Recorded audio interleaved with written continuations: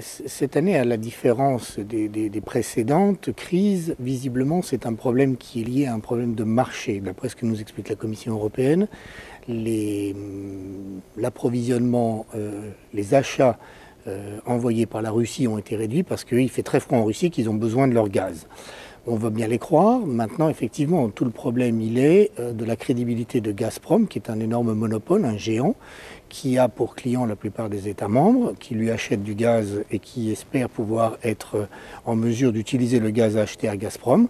Donc c'est vraiment un problème pour Gazprom de savoir si c'est un partenaire fiable pour l'Europe ou si l'Europe va devoir se tourner vers d'autres fournisseurs de gaz pour être en mesure d'éviter que chaque fois que Gazprom a un problème politique avec l'Ukraine pour le transit ou même un problème interne parce qu'il fait très froid dans les régions, certaines régions de Russie, de couper les approvisionnements et la délivrance des approvisionnements à l'Europe.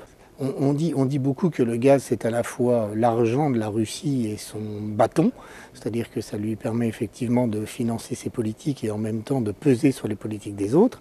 C'est quelque chose qui, je crois, a été dénoncé à plusieurs reprises. Je crois que la Commission européenne a dit effectivement aux dirigeants russes qu'ils ne voulaient pas être les otages des jeux politiques du Kremlin pour leurs approvisionnements. On est dans des affaires de marché, c'est la crédibilité de Gazprom. Si Gazprom devient un outil politique, ça sera un gros problème à faire valoir auprès des entreprises de l'Union européenne d'acheter du gaz à Gazprom, puisque de toute façon, alors ils se retrouveraient comme otages.